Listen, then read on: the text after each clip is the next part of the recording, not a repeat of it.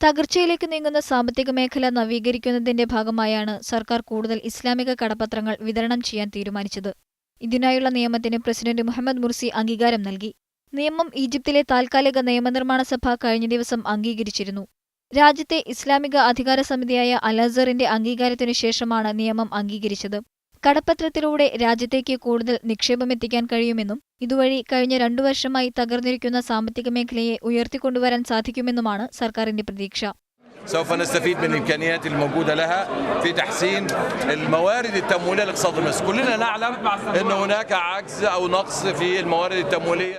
എന്നാൽ പുതിയ നീക്കത്തിനെതിരെ രാജ്യത്തിന്റെ പല കോണുകളിൽ നിന്നും ശക്തമായ പ്രതിഷേധങ്ങളുയർന്നിട്ടുണ്ട്. തീരുമാനം വ്യക്തതയില്ലാത്തതും ഈജിപ്തിന്റെ പരമാധികാരത്തെ അപകടപ്പെടുത്തുന്നതുമാണെന്നാണ് ആരോപണം.